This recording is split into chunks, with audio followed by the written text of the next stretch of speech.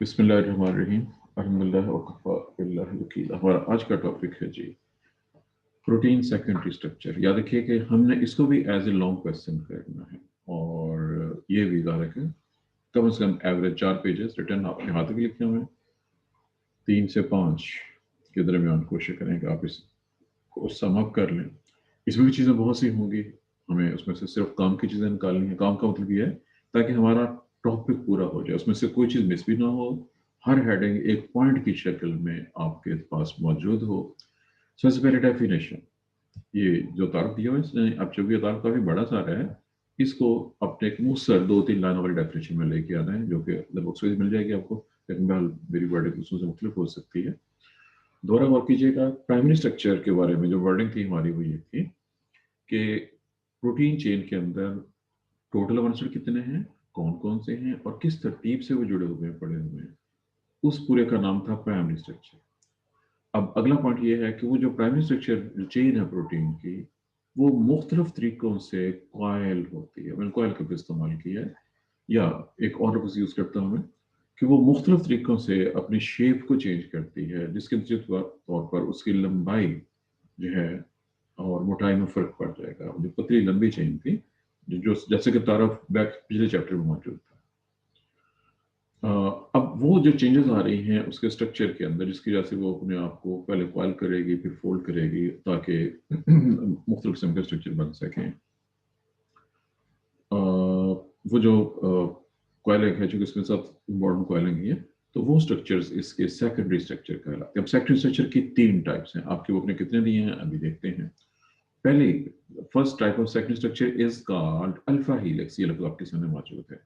उसके बाद दूसरी टाइप इसकी कहलाती है बीटा प्रीटेड शीट, इसने यहाँ पे बीटा कन्फर्मेशन लिखा है। और तीसरी भी होती है, अगर इसने बयान की हुई हो, उसको रिवर्स टर्न कहते हैं। तीसरी टाइप को कहते हैं रिवर्स टर्न। और यहाँ पे इसने साइंटिस्ट का नाम दिया हुआ है, पॉलिंग और कोरे, 1951, जिन्होंने कई साल लगाए और प्रोटीन के इस स्ट्रक्चर को उन्होंने निकाला। और इसी पेज को मैं ऊपर लेके जा रहा हूँ वापस, ताकि आप पाइनस और कोरे, ये हैं जो साइंटिस्ट, और इनको देख लीजिए जी कैसे लग रहे हैं आपको देखने में। ये लाइनस पॉलिंग है और ये रॉबर्ट कोरे है। ये वो लोग हैं जिन्होंने अल्फा हेलिक्स और जो सबसे मेन प्राइमरी स्ट्रक्चर है उसको डिस्क्राइब किया। ये इसने यहाँ पे भी बैक पे अभी हमने शुरू किया टॉपिक, और ये उससे पहले टॉपिक में भी इसका जिक्र मौजूद है इन्हीं के स्ट्रक्चर का, जैसा कि आप यहाँ पे देख रहे हैं कि ये अल्फा हेलिक्स और इसके जो बॉन्ड एंगल वगैरह इसने वो भी शो किए हुए हैं। बहरहाल अब ऑफिशियली इसने इसको यहाँ से शुरू किया है जी, ये टॉपिक है ये। अब हमारा अगला हेडिंग, हमारे इसके मुताबिक जो हमारा नेक्स्ट हेडिंग चलेगा वो अल्फा हेलिक्स होगा। यानी ये पहले तारुफ होगा सेकेंडरी स्ट्रक्चर का, और उसमें फिर डिटेल शुरू हो जाएगी इसकी। जैसे कि वर्डिंग है, alpha helix is common protein secondary structure. Protein में सबसे ज्यादा पाया जाने वाला सेकेंडरी स्ट्रक्चर अल्फा हेलिक्स कहलाता है। अब ये नाम चूंकि बार बार आना है, इसके नाम की वजाहत की जरूरत है। और अभी 2 साइंटिस्ट का नाम आपने देख लिया, उनकी तस्वीरें देख ली। वो साइंटिस्ट हैं जिन्होंने ये स्ट्रक्चर डिस्कवर किया, और बहुत से साल लगाए 1951 से लेकर ऑनवर्ड, ताकि प्रोटीन का स्ट्रक्चर मुकम्मल तौर पे स्टडी किया जा सके जी। अब इसकी डिटेल्स की तरफ हम आएंगे। अब ये यहाँ पे जैसे कि आप देख सकते हैं डिटेल बहुत ज़्यादा है। जब आगे तस्वीर आएगी इसकी तो फिर वो क्लियर हो जाएगा कि कैसे है। मैं एग्जाम्पल दे रहा हूँ इसमें। एग्जाम्पल है जी, एक प्रोटीन है बहुत ही मशहूर है, और वो प्रोटीन है अल्फा केराटिन। आपके सर पे बाल उगे हुए हैं, अपने बालों को हाथ लगा के देखें। आपकी उंगलियों पे नेल्स हैं, आपके नेल्स के अंदर, आपके बालों के अंदर 2 चीजें। आपने खोता देखा हुआ है? श्योर? जी सर। चले, अब पंजाबी, चूंकि मैं पंजाबी हूँ जी और पंजाबी से मुझे बहुत मोहब्बत है। खोता और खोते दा खुर, आपने खोते दा खुर के बारे में कुछ ना कुछ जरूर सुना होगा, क्या होते हैं?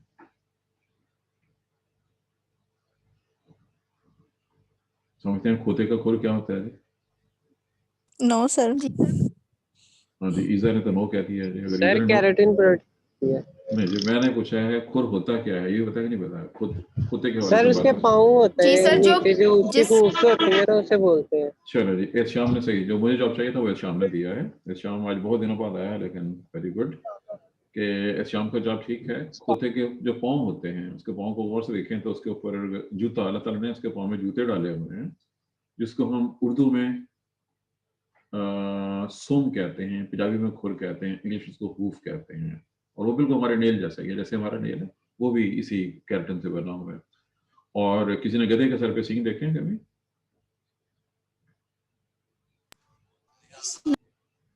No sir. नहीं देखे? हाँ सर। चले, गधे के सर पे नहीं, लेकिन वैसे सींग देखे हैं कभी? जी सर। भैंस के सींग देखे हो आपने? चले, जो जी सर। जैसे जैसे भैंस के सींग जी। है, जो भैंस के जी सींग है, सर।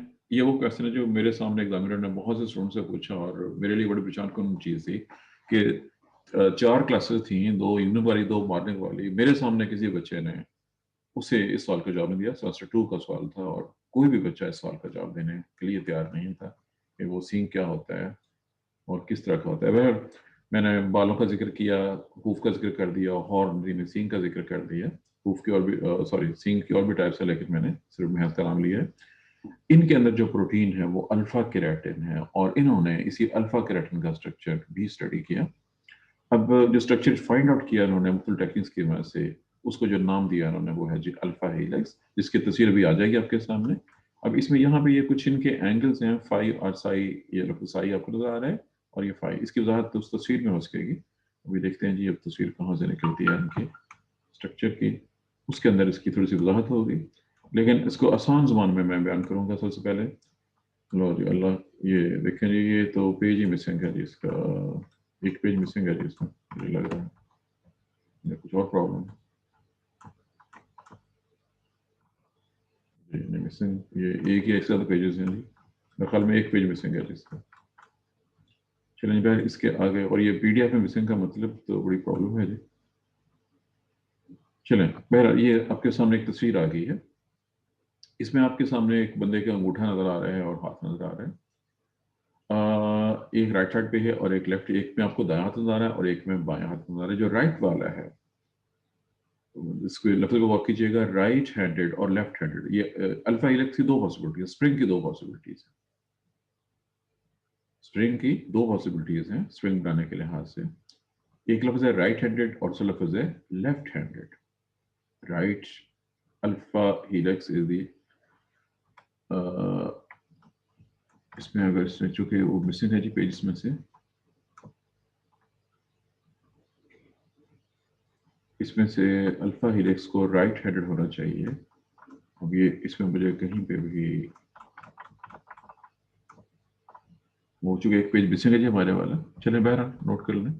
ये जो अब ये तस्वीर देख रहे हैं, ये अल्फा हेलिक्स की आप कह लीजिए एक बहुत इंपॉर्टेंट तस्वीर है, दोबारा गौर करें। ये तस्वीर जो आपके सामने नजर आ रही है, ये अल्फा हेलिक्स की तस्वीर है। इसमें जो कॉइलिंग हो रही है वो राइट हैंडेड यानी राइट साइड के ऊपर हो रही है। आपने कहीं पे फिजिक्स में पढ़ा होगा right hand rule left hand rule, ये बिल्कुल उससे मिलती जुलती चीज ही है जो आप यहाँ पे देख रहे हैं। इसमें ये एन टर्मिनल है, इसको इसने अमाइनो टर्मिनस का है, ये एन टर्मिनल है, हम ये पढ़ चुके हैं लफ्ज से पहले। और निचली साइड के ऊपर इसका सी टर्मिनल होगा, ये सी टर्मिनल है। और इसमें हर थोड़े फासले पे कहीं पे पॉजिटिव नेगेटिव चार्ज शो हो रहे हैं और कहीं पे इसने ये जो चीजें शो की, हिस्टिडीन है, ये अमन के नेम लिखे हुए हैं। अच्छा, अब ये स्प्रिंग जैसी ये शेप बनी है जिसका नाम आपके सामने भी आया है कि इसको हम अल्फा हेलिक्स कहते हैं। अब यहाँ पे इसने सिर्फ एज स्ट्रक्चर दिखाया है, इसमें कुछ जगह पे पॉजिटिव नेगेटिव चार्ज शो किए हैं, अमन के नाम लिखे हुए हैं। एक जगह पे इसने पार्शियल पॉजिटिव चार्ज भी शो किया हुआ है और यहाँ पे इसने पार्शियल नेगेटिव चार्ज भी शो किया है। ये तस्वीर मेरे लिहाज से इनकम्प्लीट है क्योंकि इसमें बहुत सी जगहों पे जहाँ पे इसने इसने फुल पॉजिटिव और नेगेटिव चार्ज शो किए हैं, ये फुल की बजाय पार्शियल पॉजिटिव और पार्शियल नेगेटिव चार्जेस होने चाहिए। मैं अगला पेज निकाल के देख लूँ, शायद इसने कहीं पे, जी नहीं, ये वो जो एक पेज मिसिंग है जी। अब फिर आपको ही काम करना पड़ेगा। मैं आपको अलाउ कर रहा हूँ शेयर स्क्रीन, ठीक है? तो जी सर। आपने जो पेज मिसिंग है एक, इससे पहले जो एक पेज मिसिंग है वो आपने शेयर करना है। ये मुझे टाइम लगेगा या मुझे मेरे ख्याल में इसका हाल ये है सर कि इसको ठीक। मैं इसको पहले स्टॉप शेयर करूँ और उसके बाद आपको अलाउ करूँ। जी मैं आपको शेयर स्क्रीन के अलाउ कर रहा हूँ, आपने शेयर स्क्रीन करनी है।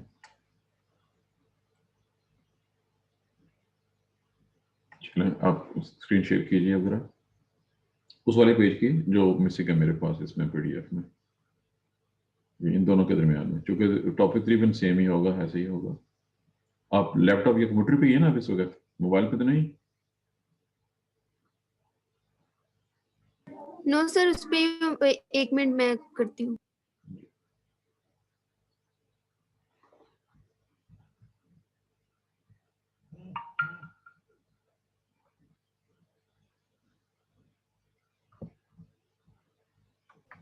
जी जी, अब थोड़ा सा बेहतर, जी बिल्कुल ठीक है, अब बेहतर हो सर गया अब देखिए, जी, बिल्कुल ठीक हो गया है, बेहतर हो गया। अब दोबारा गौर कीजिए, ये वो अल्फा हेलिक्स का स्ट्रक्चर जो आप देख रहे हैं, यहाँ पे वन शॉट के साथ से बना दिया हुआ है।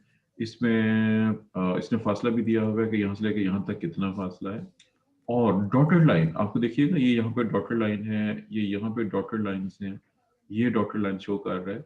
अब इस बात से वाकिफ है, जहाँ भी ऑक्सीजन और नाइट्रोजन के एटम मौजूद होते हैं उनके ऊपर पार्शियल नेगेटिव चार्ज होते हैं, और जहाँ भी हाइड्रोजन है इनके अदर एसिड में, उसके ऊपर पार्शियल पॉजिटिव चार्ज मौजूद होगा।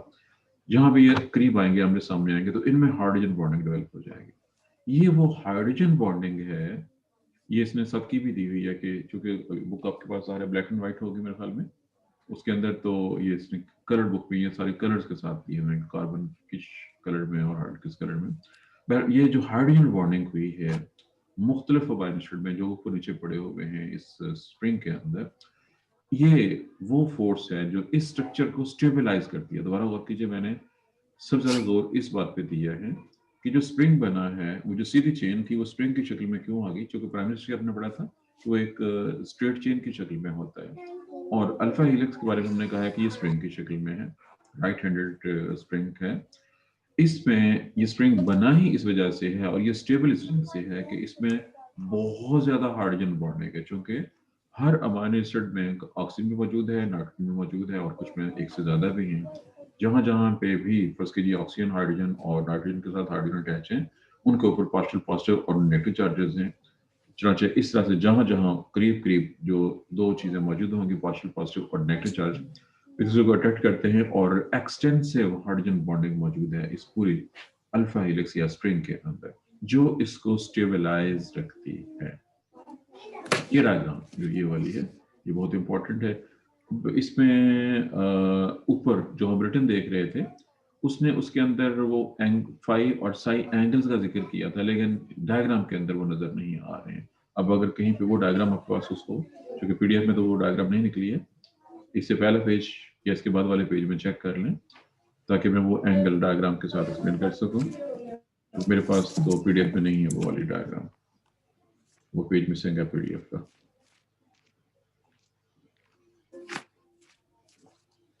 अच्छा, ये भी इसमें चंद इंफॉर्मेशन और है। अब ये बुक में आगे पीछे हो सकती है, जरूरी नहीं, लेकिन मैं तो ज़ाहिर अपने सोर्स से उसको एक्सप्लेन कर रहा हूँ। दूसरा कि ये जो एक कॉइल है, इसमें जो एक कॉइल बनता है, इस एक कॉइल के अंदर अप्रोक्सीमेटली 3.5 इंच है। इसका मतलब है जो दो कॉइल्स हैं स्प्रिंग के, उसके अंदर तकरीबन 7 अमाइनो एसिड होते हैं, मौजूद होते हैं।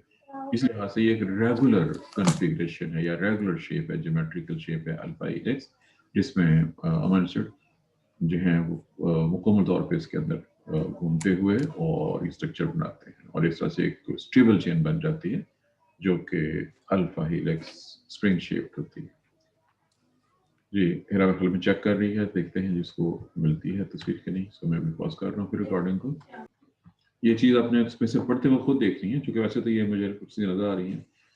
कुछ अमाइनो एसिड खास तौर पर अल्फा हेलिक्स बनाने में मदद देते हैं। आपने चेक करना है कि लेनिजर ने उनके नेम्स दिए हुए कि नहीं मेंशन किए हुए, और उसके बाद कुछ ऐसे अमाइनो एसिड भी हैं जो अल्फा हेलिक्स को ब्रेक कर देते हैं, या आपने अब खुद पढ़ना है इसको और ढूंढना है कि वो कौन कौन से अमाइनो एसिड हैं जो अल्फा हेलिक्स को फॉर्म करते हैं। बहुत इंपॉर्टेंट, वैसे तो बहुत से हैं लेकिन जो ज्यादा इंपॉर्टेंट है। और सेकंड ये चेक करता है कि वो कौन कौन से अमाइनो एसिड हैं जो अल्फा हेलिक्स को ब्रेक कर देते हैं, तोड़ देते हैं। ये टॉपिक आपने ढूंढ के कल का जब नेक्स्ट जब लेक्चर होगा तो उसमें आपने बताना है। अब देखेंगे जी कौन कौन चेक करता है, कौन ट्राई करता है कि स्पेशल कौन से अमाइनो एसिड हैं जो अल्फा हेलिक्स फॉर्मर हैं, और कौन से ऐसे अमाइनो एसिड हैं जो अल्फा हेलिक्स को ब्रेक करते हैं। ये टॉपिक मैंने आपको समझिए, ये जस्ट एक पैराग्राफ के अंदर ही ये चीज़ें आ जाएंगी। चंद एक नाम होंगे जो आपने याद करने हैं और स्टेटमेंट भी याद करना है कि कौन से वाले अमाइनो एसिड्स जो हैं अल्फा फॉर्मर हैं या अल्फा हेलिक्स बनाने में बहुत इंपॉर्टेंट हैं और कौन से अल्फा हेलिक्स को ब्रेक कर देते हैं। चलें जी, आज के लिए टाइम खत्म हो रहा है जी, चूंकि 40 मिनट पूरे हो गए। इससे पहले कि खुद बंद हो जाए, लेट अस स्टॉप इट।